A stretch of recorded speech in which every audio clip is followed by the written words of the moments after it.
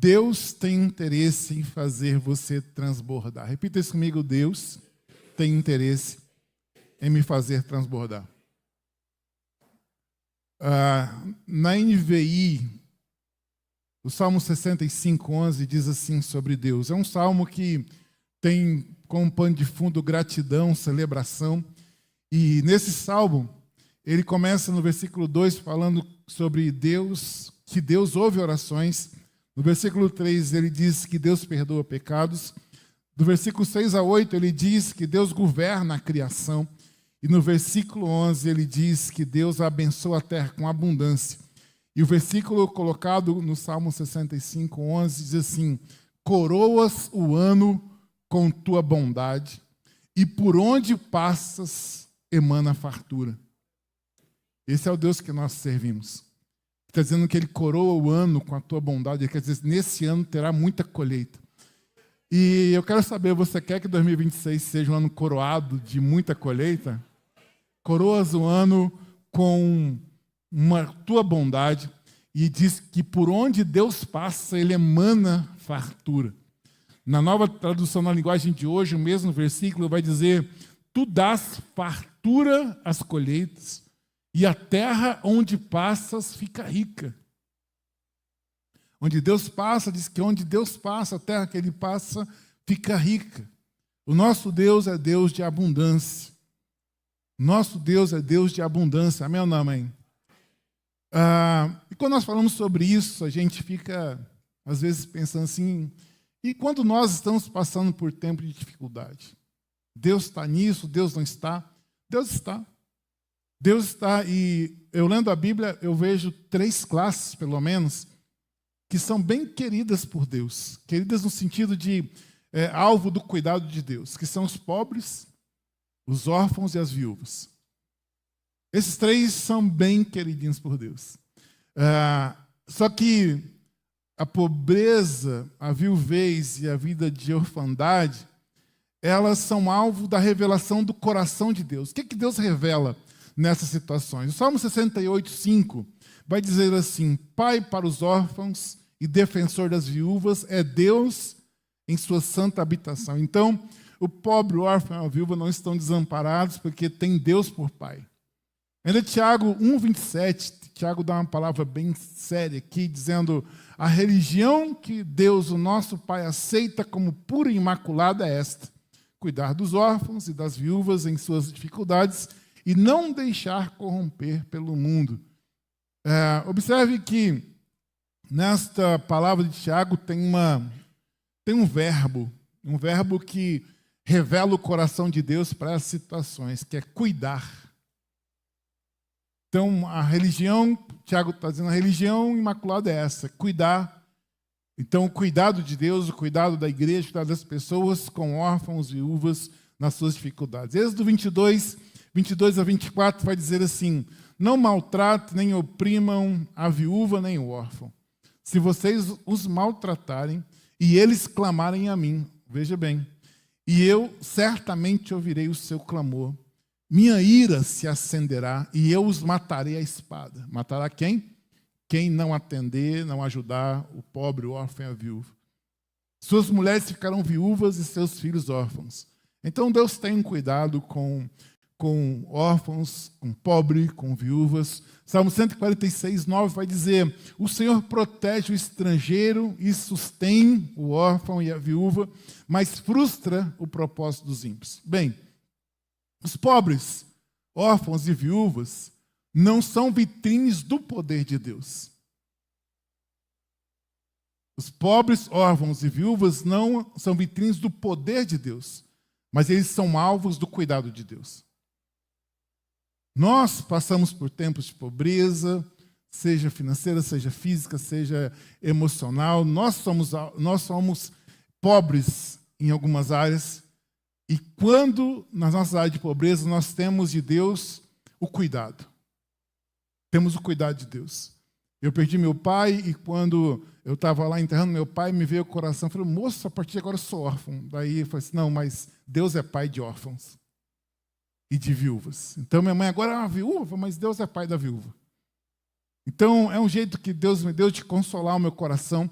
e saber que nesses momentos de orfandade, de viuvez, de pobreza, Deus se apresenta para nós como cuidador.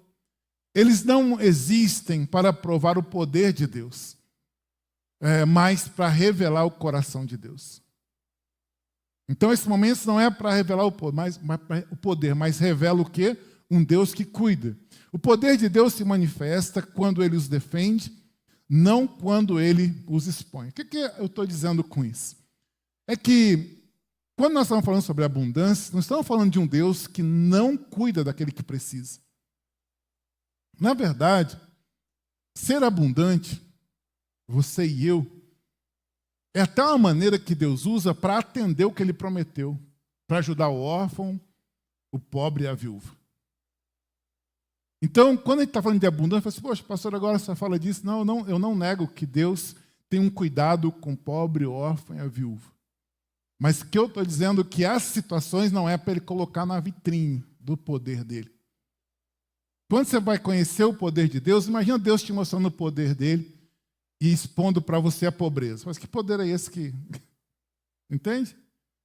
Mas quando ele vê o pobre, e o pobre nunca falta nada na mesa, fala assim, tem Deus ali, tem o cuidado de Deus ali. Então, quando nós formos falar sobre abundância, tenha o seu coração em paz. Deus se inclina a eles por amor, justiça e misericórdia. A eles que eu digo é a nós, né? Nós precisamos do amor de Deus, amém ou não amém? Da justiça dele, amém ou não amém? E da misericórdia? Muitas vezes. Amor, justiça e misericórdia. Todos nós precisamos do amor de Deus, da justiça de Deus e das misericórdias de Deus.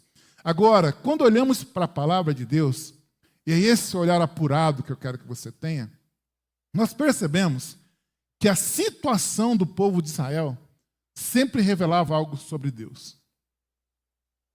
Sempre a situação de Israel era exposta e logo em seguida aquilo revelava algo sobre o Deus de Israel, que é o nosso Deus. Então vamos lá. A Escritura mostra que quando Israel caía, as nações olhavam, interpretavam e falavam. E isso envolvia diretamente o nome de Deus. Então, nenhum momento, nenhuma vez que Israel está ali destruída, o nome de Deus não está no meio. E aqui, fala assim, mas o que tem a ver, né? Cada um cuida da sua vida.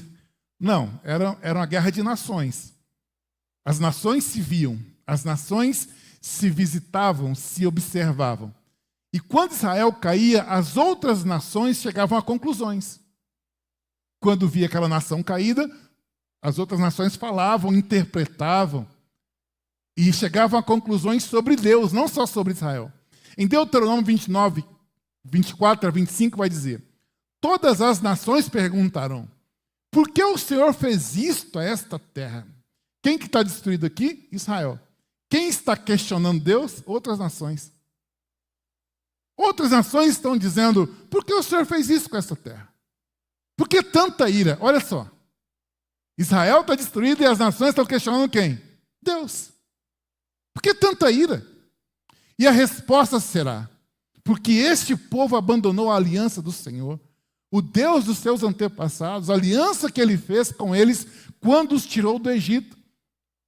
E as nações teriam uma resposta. Sabe por que disso aí, dessa destruição? Porque esse povo abandonou a Deus.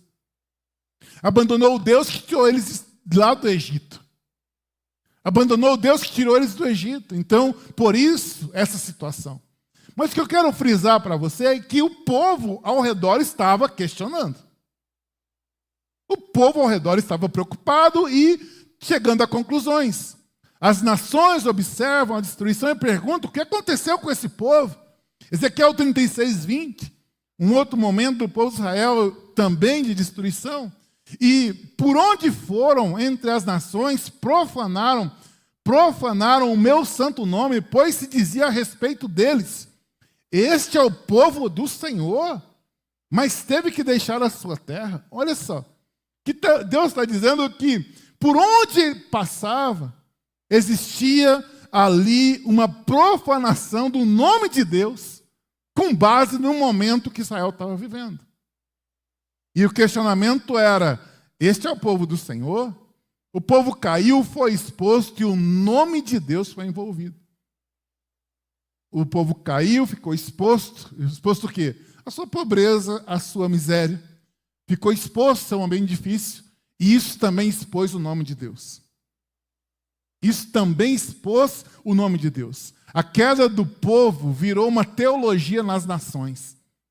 Números 14, de 13 a 16, vai dizer assim, olha só, Moisés disse ao Senhor, em que momento que Moisés disse isso que eu vou ler a Deus? Lá quando o povo pecou, lá no deserto, Deus tirou o povo do Egito, lá no deserto, o povo fez um bezerro para adoração, e Deus decidiu no coração, falou assim, Moisés, é o seguinte, só vai sobrar você, meu irmão. Eu vou acabar com todo mundo. Não, eu já mandei água uma vez, agora acaba com todo mundo, e agora começa a geração de Moisés. E Moisés fala assim, calma, Deus. Socorro, Deus. E aí Moisés usa exatamente isso. Ele vai dizer assim, Deus, vamos lá, pai, né? Vamos conversar aqui. Aí ele começa a dizer essas coisas, está no versículo 13 a 16 do capítulo 14. Então os egípcios ouvirão falar disso. Os egípcios, aquele povo que ficou lá atrás, lembra? Que viram o povo de Israel sair como uma expressão do poder de Deus. Aí Moisés está apelando para Deus assim, está vendo aquele povo que viu o povo sair e diz assim, olha, o Deus desse povo é poderoso. Esse povo vai começar a dizer assim, pelo teu poder fizesse esse povo sair do meio deles e falarão disso aos habitantes da terra. Se exterminarem este povo de uma vez, as nações, o que é que eles dirão? O Senhor não conseguiu levar esse povo à terra que lhes prometeu. Moisés apela para Deus. Assim, Deus, é o seguinte, o Senhor acaba com todo mundo aqui, beleza. Mas lá no Egito vão começar a dizer assim, viu? O Deus não foi capaz de completar o que ele começou. O Deus que tirou eles daqui, matou todo mundo no deserto, porque Deus não foi capaz de levá-los à terra prometida. Então, as situações que Israel passava, revelava sobre Deus. Então, essa palavra, o que Moisés está dizendo? Senhor, a queda do povo vai virar uma teologia para as nações. Ou seja, eles vão ler o Senhor a partir do que aconteceu com eles. E aí Deus, então, faz uma disciplina ali, foram 3.000 mortos naquela situação, e continua com o povo. Mas Moisés soube argumentar com Deus. Falou, Deus, o povo cai, o teu nome cai junto. O povo cai, o teu nome cai junto. Salmo 79, 10. Por que as nações haveriam de dizer, onde está o Deus deles? Lamentações é o livro de Lamentação, 2, 15 e 16. Todos que passam pelo caminho zombam de você, falando sobre Israel, e dizendo, esta é a cidade que dizia ser a perfeição da beleza? Está vendo a zombaria? Essa é a cidade toda destruída aí, não era essa a cidade que era a perfeição da beleza, Jerusalém? O que aconteceu? Então, era esse o povo de Deus? Já imagina. Era esse o povo de Deus olhar para Jerusalém destruída? A queda expôs o nome do Senhor. E a restauração também expõe o nome do Senhor. O estado do povo se torna discurso das nações. A condição de um povo sempre comunica algo sobre Deus, o Deus que ele diz servir. Então, se fosse só com Israel, ótimo. Israel que representou Deus mal, então acabou. Mas não. O Novo Testamento vai dizer que hoje nós somos o Israel de Deus. Então eu tenho que aplicar os mesmos princípios. O meu testemunho eleva o nome de Deus ou joga o nome de Deus para baixo. O nosso testemunho fala. Fala não só sobre nós, mas fala muito sobre Deus. O nosso testemunho leva o nome de Deus junto. Então, toda a vida fala, mesmo quando não diz nada. Vamos lá. Você precisa falar muita coisa no seu trabalho para as pessoas perceberem ou zombarem de você quando você fala um palavrão, por exemplo. Imediatamente alguém vai dizer assim, ainda é lá da PIB, olha. Ou seja, o nosso testemunho leva o nome de Deus. Leva o nome de Deus. Então todo mundo, mesmo quieto, fala. Nossa, isso aí é crente, não fala nada, isso aí é um bobo. Está falando. Entende? Até o nosso silêncio fala.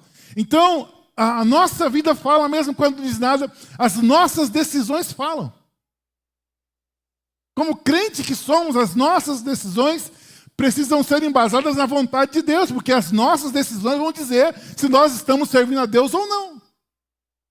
O nosso comportamento fala. Todo comportamento fala. Toda família fala. Toda família fala. Fala o quê? Se Deus é grande ou Deus é pequeno. Toda família fala, toda crise fala. Toda crise fala. Quando alguém carrega o nome de Deus, sua vida não fala só sobre si, fala sobre Deus. Isso é honroso e preocupante ao mesmo tempo. Saber que a minha vida não fala só sobre mim é honroso, porque a minha vida fala sobre Deus. Mas é preocupante. O que é que eu estou falando sobre Deus? O que é que a minha vida está falando sobre Deus?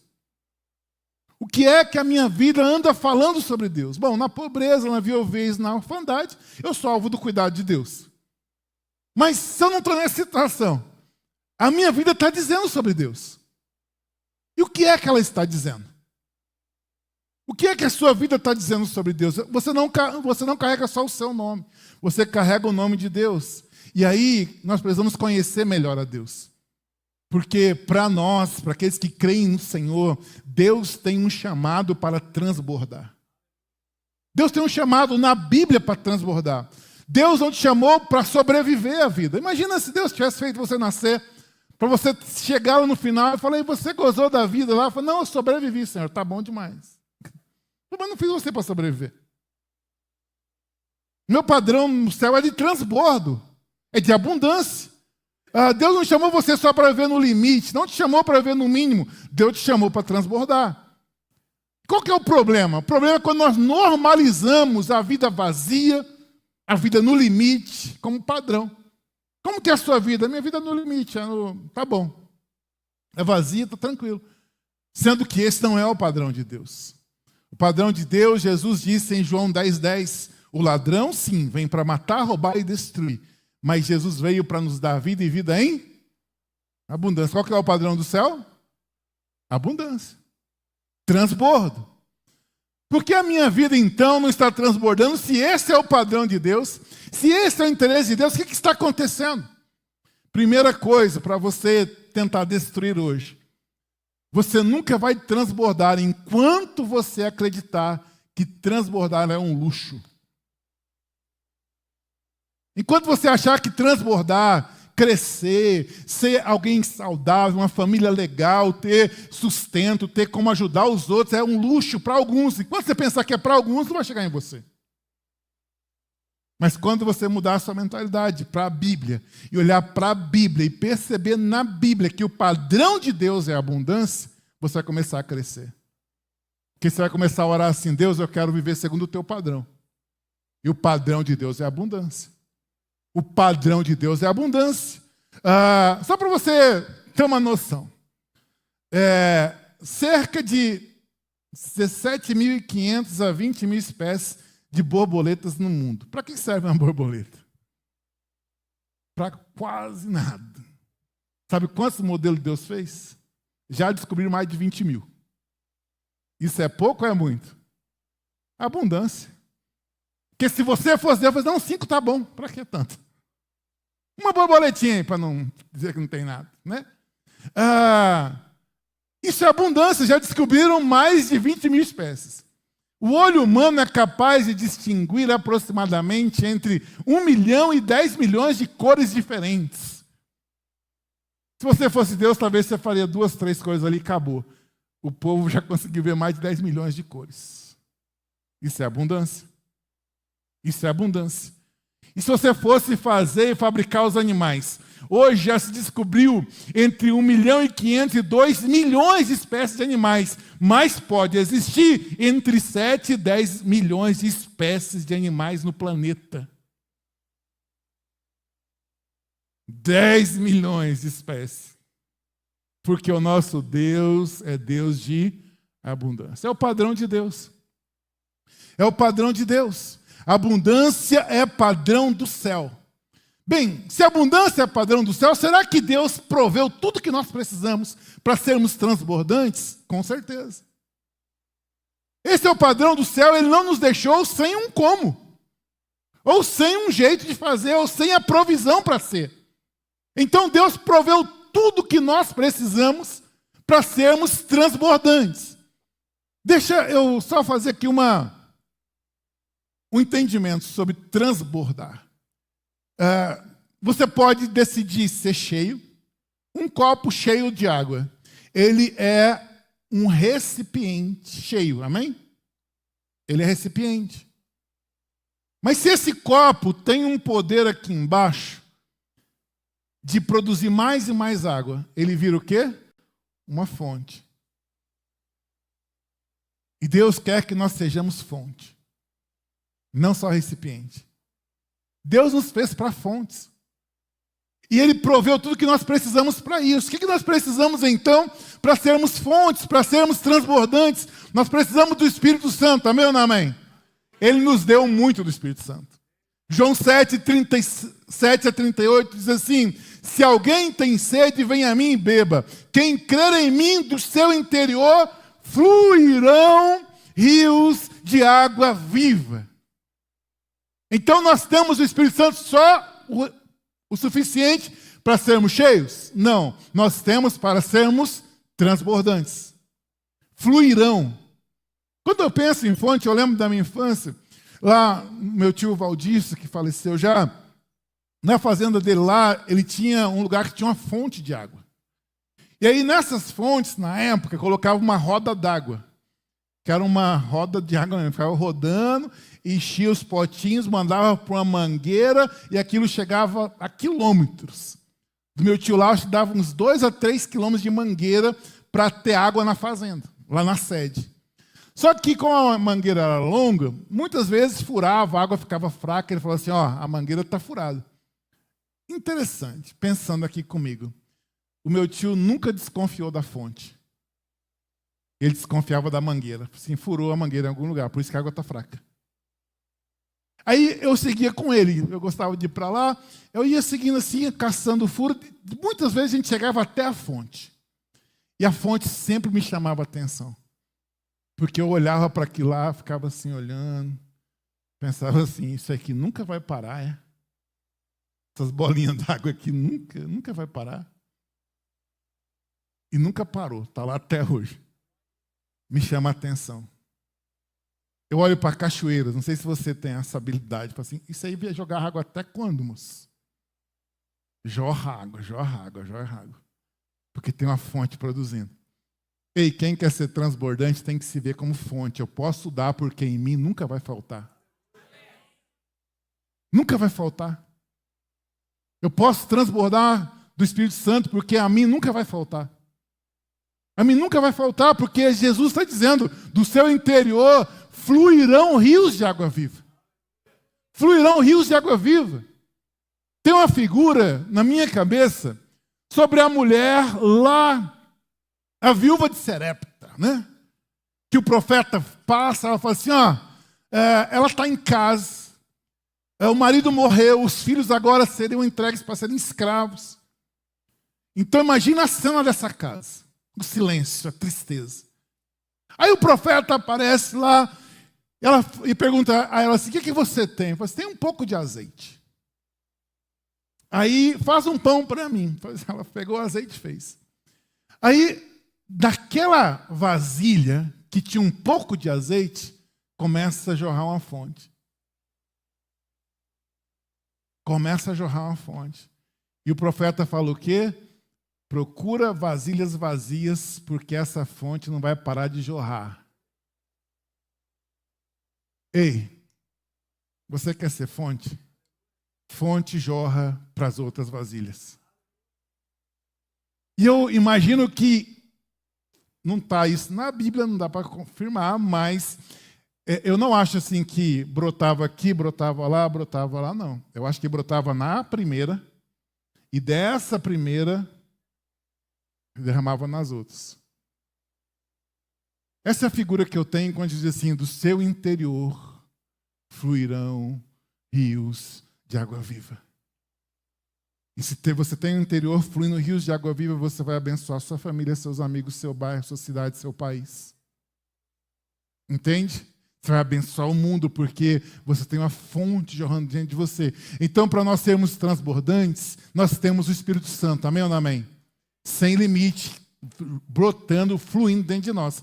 Nós também temos, para sermos transbordantes, Deus proveu o quê? A presença dele. Salmo 16:11, diz assim, tu me farás conhecer a vereda da vida, a alegria plena da tua presença. A alegria em parte da tua presença é o que está aqui. A alegria plena do quê?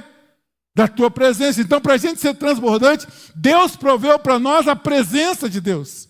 Deus proveu a graça abundante. Isso está em 2 Coríntios 9:8. Deus é poderoso para que vocês transbordem em toda boa obra. Ele proveu graça abundante, proveu presença, proveu o Espírito Santo, proveu palavra.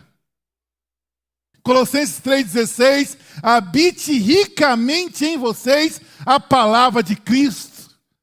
Habite o quê? Pobremente? Habite o quê? Ricamente. Ele proveu muita palavra para nós. A Josué, Deus diz assim, medita nele de dia e de noite, e então você prosperará. Quer um caminho de prosperidade? Medita na palavra. Tenha muita palavra no teu coração. Tenha muita palavra, é o que Deus está dizendo. Medita na Bíblia, na palavra, de dia e de noite, então você prosperará. Deus proveu palavra, Deus proveu Cristo para nós. Deus proveu Jesus, Colossenses 2:9-10. Em Cristo habita toda a plenitude. E vocês receberão o quê? A plenitude também. Em Cristo está a plenitude e Deus fez também em nós que nós tenhamos o quê? A plenitude. Deus proveu para nós a abundância de amor. Romanos 5:5, Deus derramou o seu amor em nossos corações. Então, para sermos transbordantes, nós temos tudo o que precisa. Repita isso comigo. Deus proveu para nós o Espírito Santo, a presença de Deus, a graça de Deus, a palavra de Deus, o Filho de Deus e o amor de Deus. Temos tudo que precisamos para sermos transbordantes. Temos tudo que precisamos, Deus proveu tudo. Aí a pergunta é, se Deus proveu tudo, por que é que eu não estou conseguindo ser transbordante? Então não é falta de provisão. É falta de conexão. Não é falta de provisão. Deus proveu tudo para que você seja transbordante. Então, se não falta provisão, falta o quê? Conexão. Lá em João 15:5, quando fala sobre a videira, a Bíblia diz assim, Jesus dizendo, eu sou a videira, vocês são os ramos. Se alguém permanecer em mim, repita comigo, permanecer em mim, e eu nele, esse dá um pouquinho de fruto. Dá o quê? Muito fruto é transbordar, sim ou não? Esse dá muito fruto, pois sem mim vocês não podem fazer coisa alguma. Então, nesse texto, permanecer quer dizer conexão com a videira. Deus tem tudo o que nós precisamos para sermos transbordantes. Mas não está acontecendo por enquanto. Não falta provisão, falta que eu esteja mais conectado ao Senhor. Aquele que permanecer em mim. O permanecer em Cristo vai gerar o quê? Muito fruto. Então, se alguém te perguntar assim, ô irmão, como é lá no PG, né? Qual que é o segredo? Como é que eu posso fazer para ser alguém transbordante? Permaneça em Cristo e você vai dar muito fruto. Permaneça em Cristo. Permaneça em Cristo e a abundância chega. Em Josué 1:3, Deus falando com Josué diz assim, como prometia a Moisés, todo lugar onde puserem os pés, eu darei a vocês. E isso é abundância. Todo lugar, Josué, que você colocar o pé, eu vou dar para você. Assim como fiz com Moisés. Só que a promessa valeu para Moisés, valeu para Josué e vale para nós hoje, irmãos. Comece a pisar nos lugares dizendo assim, isso aqui é a terra de Deus a partir de agora.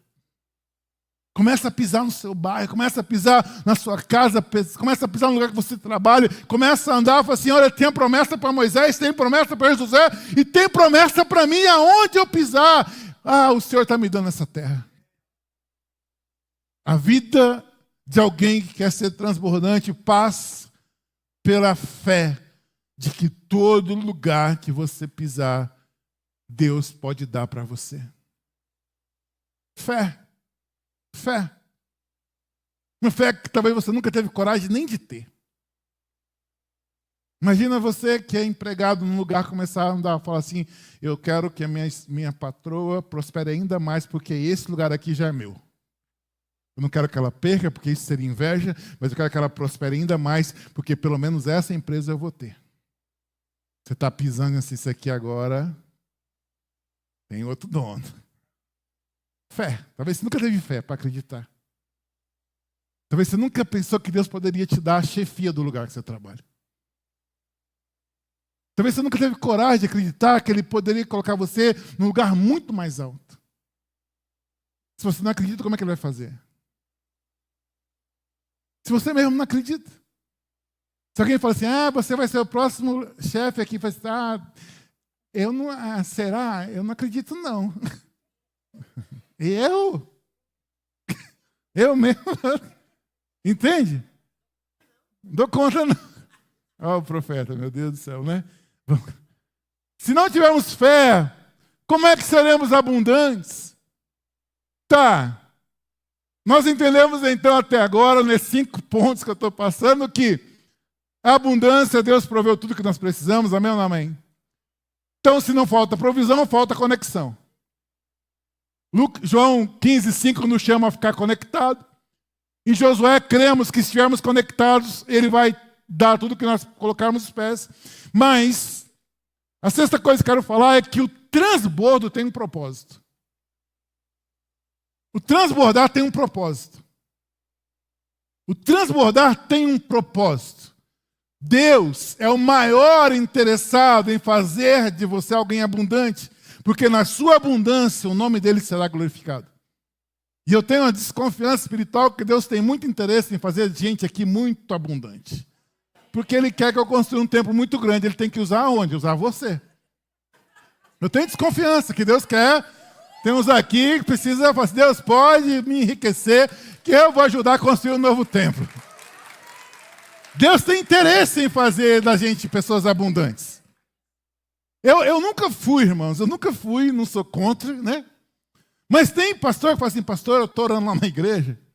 Eu acho um pouco errado, né? Mas eu não boto muita fé. Estou orando lá na igreja, eu queria que você orasse comigo. Falei, o que é para orar, pastorzão? Não, para Deus mandar bastante gente próspera. Eu penso assim, se mandar daí, porque tirou de outro lugar. Eu falei assim, pastor, se o senhor orasse para Deus prosperar o teu povo? Eu sou mais dessa linha, entendeu?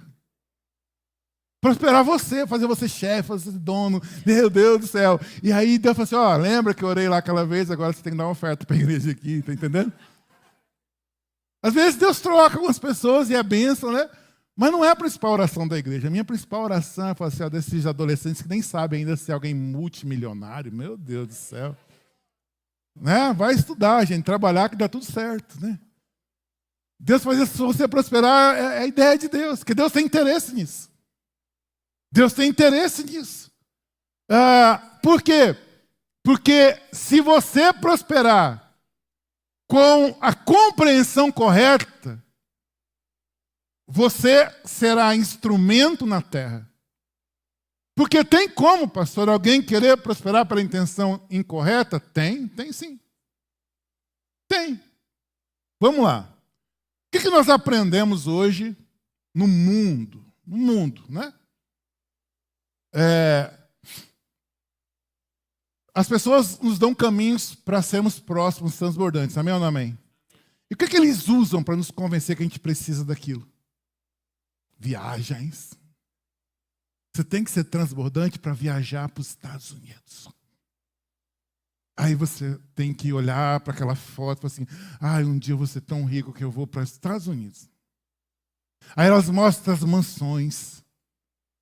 Ai, que eu vou ser transbordante, porque eu vou ter uma mansão dessa, lá no Gama. Olha só. Aí você tem a vontade correta, mas tem a intenção errada. A motivação errada. Eles usam o quê para pegar os jovens? Eu estou vendendo esse curso aqui, tem que ter atrás aqui uma Ferrari. Então já vai fazer, eu tenho que comprar esse curso para poder comprar a Ferrari. A motivação está errada. E está pegando um monte de gente. A motivação está errada. Aí eu estou falando para você que Deus também tem uma motivação para te fazer prosperar. E a motivação de Deus é que no seu transbordo, o nome dele lá no céu seja glorificado. No seu transbordo, o nome do Senhor é glorificado. Eu não comecei dizendo que quando o povo de Israel caía, o nome de Deus era envergonhado? Mas quando o povo de Israel estava por cima, o nome de Deus era exaltado. Então Deus tem... Você acha que Ele prefere você quebrado ou você bem? Bem, para o nome dele ser glorificado. O interesse de Deus em fazer você transbordante é que o nome dele seja glorificado. Eu peguei aqui pelo menos 6 exemplos bíblicos. O primeiro que eu coloquei foi Salomão. Salomão foi um rei, filho do rei Davi. E Salomão, quando ele assume ali no lugar de Davi, era um posto muito difícil, porque Davi foi um grande rei. E Salomão assume, Deus vem estar com Salomão, vem na presença de Salomão. Não foi o anjo, não veio representante, veio o próprio Deus. E o próprio Deus faz uma pergunta, irmãos, a pergunta de milhões. Ele diz para Salomão assim, Salomão, o que você quer? Deus, dizendo, o Deus que criou 200 mil, 20 milhões de borboletas te perguntando assim, o que você quer? Você ia falar o que será? O Salomão nem pensa. Ele fala assim, eu quero sabedoria. E alguns dizem que o pedido de sabedoria que Salomão faz já é uma sabedoria que ele tinha. Por quê? Porque o pedido de Salomão não revelava que ele queria as coisas para si. Ele fala assim, eu quero sabedoria porque eu tenho o teu povo para conduzir. O que eu quero para mim é para benefício de outros. Isso é transbordo. O que eu preciso de ti, Deus, é sabedoria para que esse povo seja bem governado. O que eu preciso de ti não tem a ver comigo, tem a ver com eles. Só que aí Deus fala assim, rapaz, você é inteligente, sabido, viu? Ele vai falar assim, você não pediu, mas eu vou te dar, pronto. Eu vou te dar riqueza, fama. Tem riqueza que Deus decide dar. Mas de Salomão foi decisão de Deus. Olha o texto. Também lhe darei o que não pediu. Por tanto riquezas quanto fama, de forma que não haverá rei igual a você durante toda a sua vida. Quem decidiu enriquecer Salomão foi o próprio Deus. Por quê, irmãos? Porque a riqueza de Salomão ia testemunhar o nome dele. 1 Reis 10, 23 a 24. Diz assim, o rei Salomão era o mais rico e o mais sábio de todos os reis da terra. O mundo inteiro procurava audiência com Salomão para ouvir a sabedoria que Deus lhe tinha dado. Todo mundo queria ouvir Salomão. Mas tem uma rainha que chamou a atenção, a rainha de Sabá. E na postura dessa rainha nós descobrimos o propósito da riqueza de Salomão. Na postura da rainha de Sabá, no que ela disse na Bíblia, que está registrado na Bíblia, nós descobrimos a razão de Deus ter prosperado Salomão. Ela começa dizendo assim, depois de ver tudo que Salomão era, tudo que ele tinha feito, ela começa dizendo assim, ela disse ao rei, tudo que eu vi em meu país, tudo que nós vivemos vai muito longe. Porque a mulher está dizendo assim, olha, tem um buchicho no mundo inteiro a respeito de você, Salomão. Não é só com Salomão, a nossa vida também. O nosso testemunho vai longe. Ela está dizendo, tudo que eu vi a respeito de você no meu país, acerca das suas realizações e da tua sabedoria, ela vai lá, olha e diz assim, é verdade. Mas eu não acreditava no que diziam até ver com os meus próprios olhos. Essa rainha de Sabá era uma espécie de Tomé do Antigo Testamento. Eu não acreditava até ver, mas agora eu vi, agora eu acredito. Na realidade dela, cresce. Na realidade, não me contaram nem a metade. Tua sabedoria e tua riqueza são muito maiores do que eu ouvi falar. Aí no versículo 10, ela revela o porquê de Salomão ter ficado tão rico. Ela diz assim, a mulher, a rainha de Sabá, não era adoradora do Deus de Israel. Ela faz assim, bendito seja o Senhor, o seu Deus, que se agradou de você e colocou no trono de Israel. Eu não falei antes que aquilo que nós vivemos virou uma teologia na boca dos outros? Virou uma teologia na boca da mulher, da rainha de Sabá. Ela está dizendo assim, bendito seja o Senhor, o seu Deus. Ela começa até a dizer, o Deus de vocês se agradou de você, viu, Salomão? E te colocou no trono. Por causa do amor eterno do Senhor por Israel. O que ela está concluindo aqui?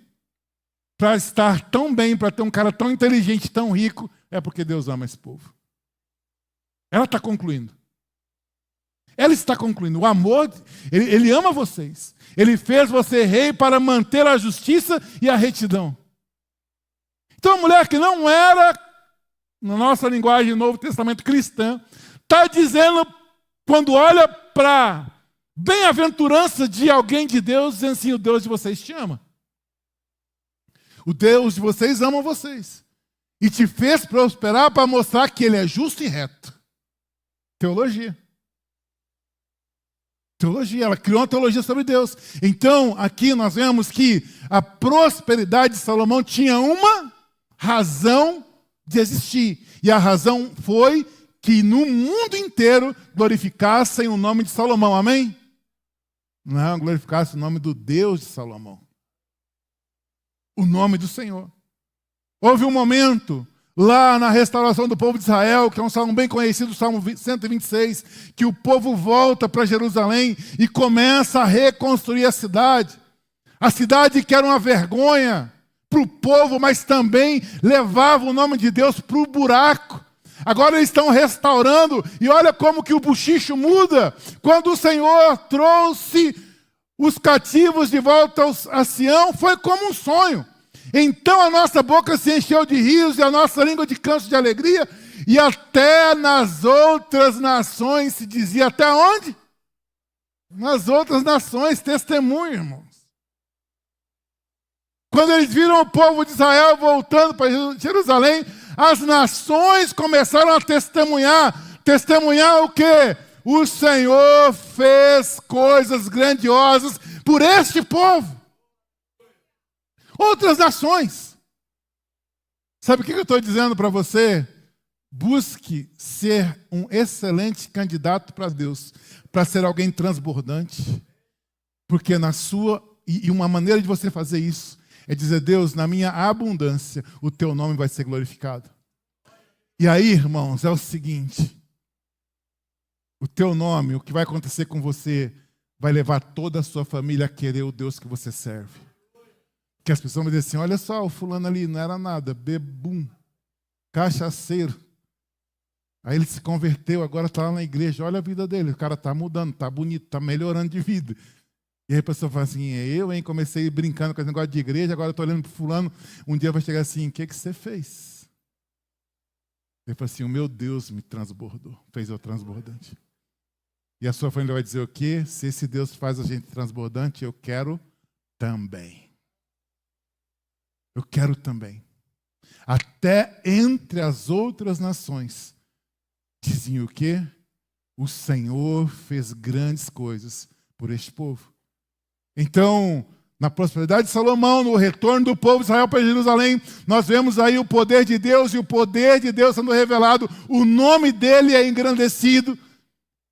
Lá, quando a Babilônia dominava a terra, ela levou Daniel, Sadraque, Mesaque e Abednego.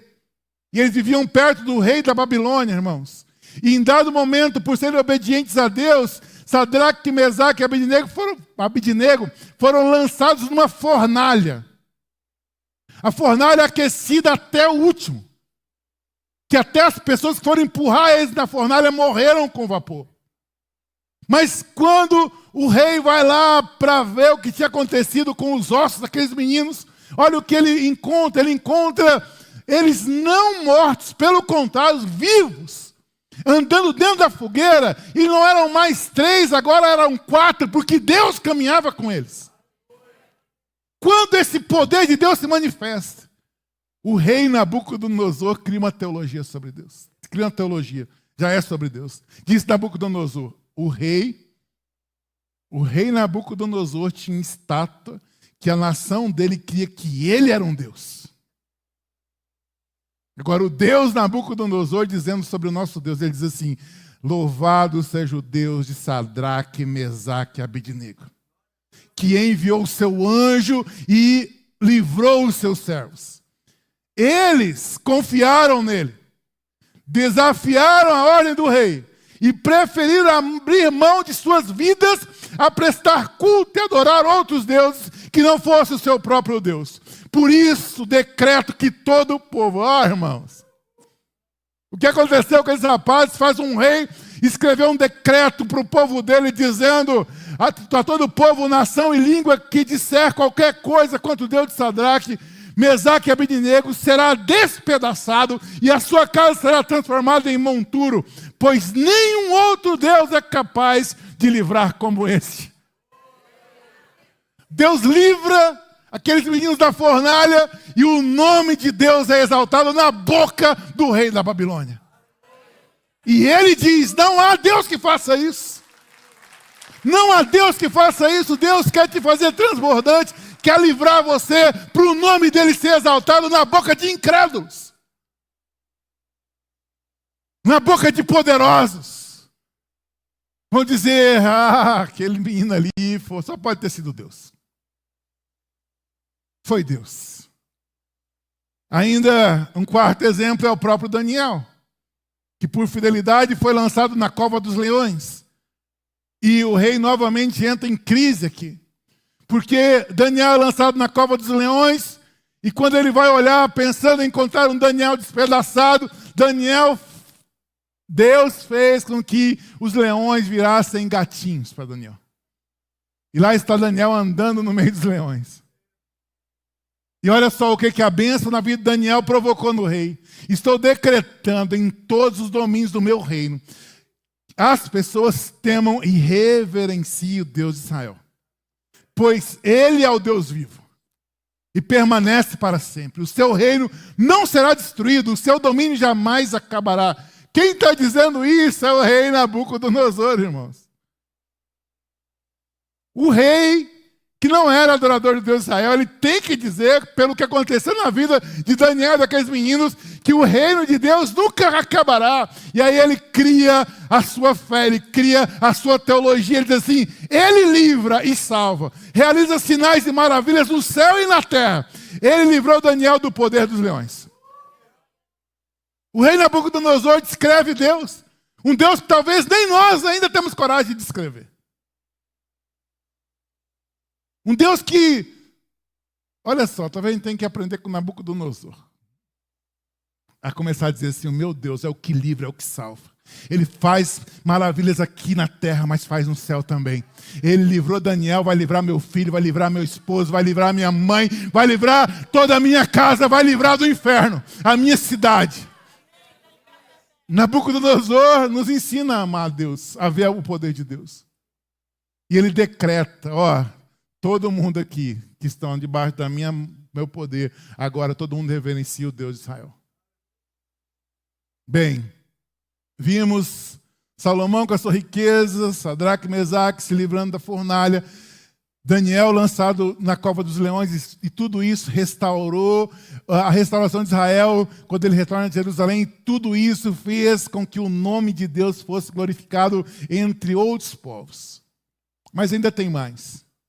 Quando Jesus, aqui, presente na terra, fazia milagres, curava, ressuscitava, quando Jesus fazia a obra, o nome de Deus era glorificado. Certo dia, ele passando na frente da cidade de Naim, a viúva vem descendo, a mulher que tinha perdido o marido agora perdeu o seu único filho. E vem descendo, levando o menino para ser enterrado. Mas a comitiva da morte encontrou com a comitiva da vida, encontrou com o grupo de Jesus. E Jesus toca no caixão e ressuscita o menino.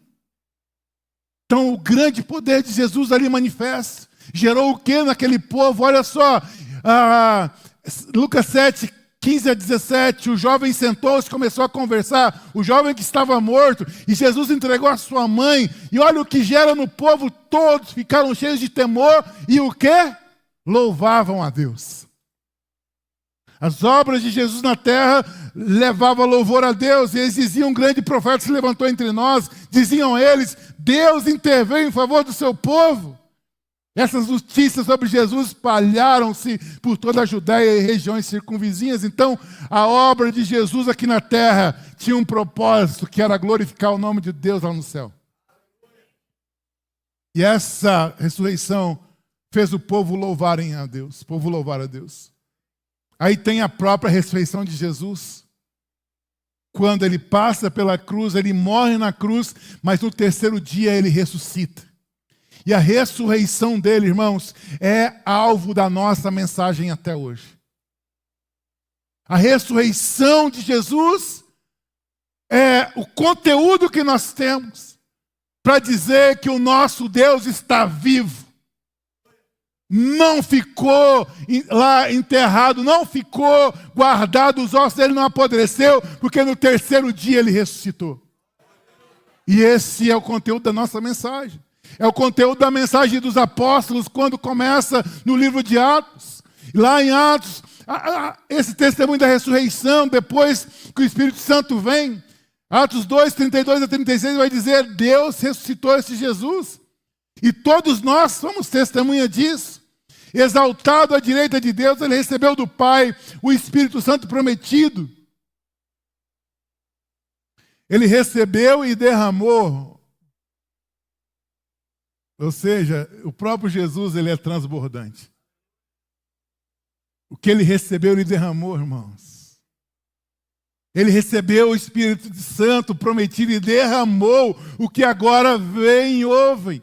Pois Davi não subiu ao céu, mas ele mesmo declarou, o Senhor disse ao meu Senhor, senta-te à minha direita até que eu ponha os teus inimigos como estrado para os teus pés. Portanto, que todo Israel saiba com certeza, a esse Jesus, a quem vocês crucificaram, Deus o fez Senhor e Cristo. O testemunho da ressurreição provoca naquele grupo de ouvintes o seguinte, versículo 37, quando ouviram isso, ficaram aflitos em seu coração e perguntaram a Pedro e os outros apóstolos, irmãos, que faremos? Nessa feita aqui, Pedro diz assim, arrependam-se. E ele faz um apelo e 3.000 pessoas se convertem. 3.000 pessoas é o quê? Abundância de salvação. Com o quê? Com o testemunho de ressurreição de Jesus.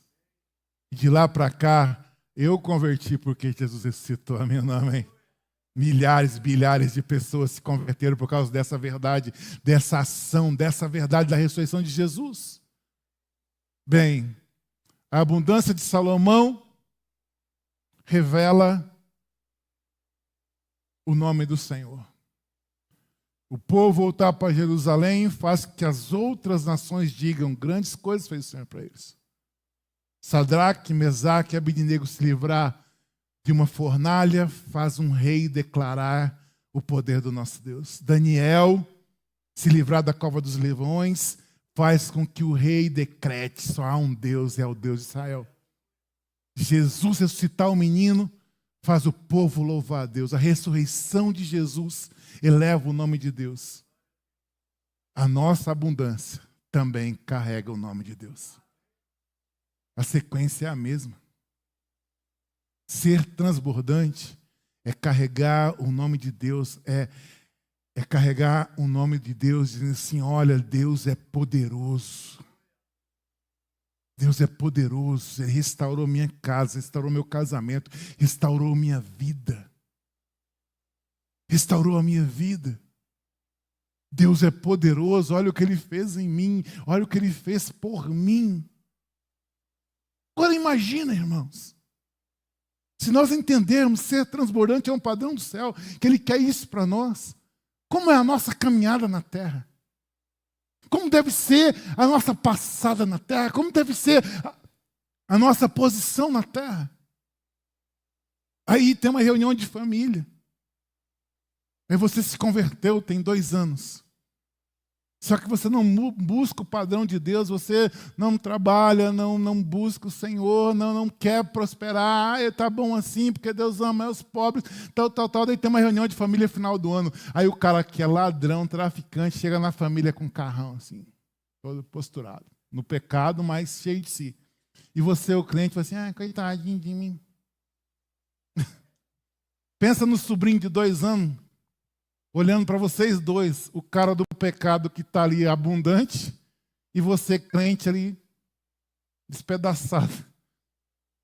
Aí passa um ano, o moleque está olhando, fala, tem meu tio, aquele um que... Dizem que ele não vale nada, mas o bicho tem uns carros, tem um negócio. Ele está olhando para... E aí tem aquele meu tio crente. O tio crente é qual? Aquele um que é cabisbaixo, né? Desanimadinho. É o crente desanimadinho e o guri agora está com 7 anos. Ele começa a definir o que é vida.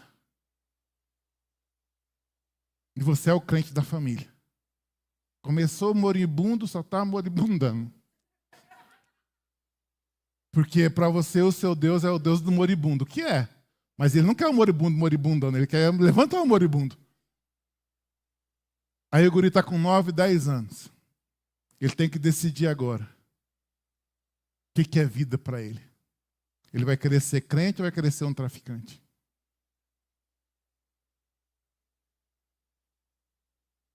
A nossa vida de transbordar, Deus quer isso porque Ele quer que através de nós o nome dEle seja glorificado, a sua família seja ganha.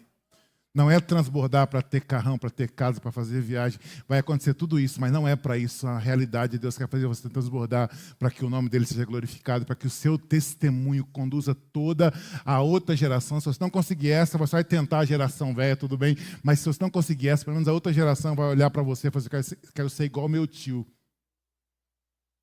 Que meu tio é um cara crente, mas é um cara trabalhador, as coisas para ele dão certo, o casamento dele não acabou, não tem divórcio na história do meu tio, e eu quero ser igual ao meu tio. Porque quando eu olho para o meu tio, eu vejo que Deus está naquela história. Porque se nós não nos posicionarmos, o capeta vai posicionar. E vai levar a geração da sua casa. Está entendendo, irmãos? Que não é transbordar por transbordar, é transbordar para um propósito. Exaltar o nome do Senhor. É só para isso. Ou é para isso, não é só nunca. A abundância testemunhará sobre o Deus, porque Ele mesmo é quem dá capacidade para produzir. Se Deus dá capacidade para a gente produzir riqueza, por que Ele daria capacidade para a gente se isso fosse ruim? Alguém disse assim, se bens fosse ruim, não chamaria bens. Tinha que chamar maus. Tem gente que tem medo de pedir para Deus as coisas para crescer, porque parece que o bem é uma coisa ruim. Sendo que aqui em Deuteronômio, capítulo 8, versículo 18, vai nos revelar, mas lembrem-se do Senhor, o seu Deus, pois é Ele que lhes dá a capacidade de produzir riqueza. Como que Ele vai dar capacidade para a gente para fazer uma coisa ruim? Então, se transbordar, ser abundante, ser alguém que tem riqueza, é algo que Deus nos dá capacidade para ser, então qual que é o problema, então? O problema é revelado lá em Timóteo, capítulo 6, versículo 10. O amor ao dinheiro é a raiz de todos os males. E algumas pessoas, por cobiçarem o dinheiro, desviaram-se da fé e se atormentaram a si mesmos com muitos sofrimentos. Deus dá capacidade para você produzir abundância. Amém ou não amém? Isso não é um problema. Qual é o problema? A abundância tomar você. Então, o amor ao dinheiro é a raiz de todos os males. Por causa do amor ao dinheiro, é que as nações estão em guerra, sim ou não? É por causa do amor ao dinheiro que você também não fala com um parente seu faz muito tempo, que ele te deve, né? Você não é capaz de perdoar, então você não fala com ele. É amor ao dinheiro. Por causa do amor ao dinheiro, é que famílias não conversam, famílias racham, você perdeu amigos. Não é por causa do dinheiro, é por causa do amor ao dinheiro. Não é por causa da riqueza, é por amor à riqueza. E é interessante que diz assim, por causa do amor à riqueza, as pessoas procuraram confusão para si mesmas. Elas vivem atormentadas. Elas vivem atormentadas, porque se você conquistou algo e vai conquistar, amém ou amém, e você sabe que é só um projeto de Deus, usando a sua vida, você tem paz, porque na verdade você não foi tomado por isso. Você sabe que tudo que você tem é de Deus, então está tudo tranquilo. E aí você pode dizer a qualquer momento, igual o Jó disse, Deus deu, Deus tirou, louvado seja o nome do Senhor. Porque você não se apegou. Mas então o problema não está na mão, o problema está no coração. Amor é coisa do coração. Então o problema não está na mão. O problema está você pegar o que está na mão e levar para o seu coração. Ah, meu carro é minha casa, eu não gosto de sujeira, eu não gosto daquilo. É seu, querido. Então você não entendeu o propósito da sua abundância. Que o propósito da sua abundância é glorificar o nome do Senhor.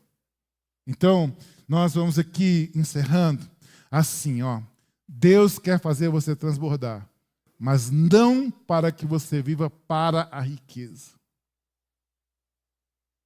E sim para que através da sua vida a abundância revele a grandeza dele. Dele. A grandeza dele. Então,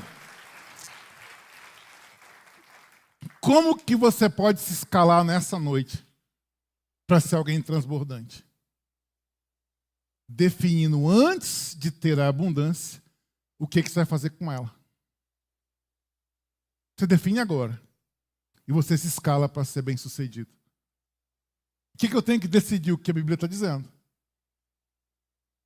Seja transbordante, para que o nome do Senhor seja glorificado. Então, se você tem sinceridade em dizer assim, olha, Senhor, o Senhor pode fazer o meu plano dar certo, aquilo que eu sonhei, aquele projeto meu dar certo.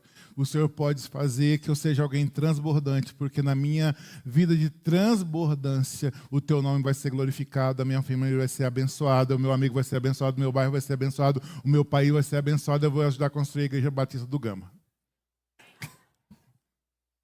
Então você já se escalou.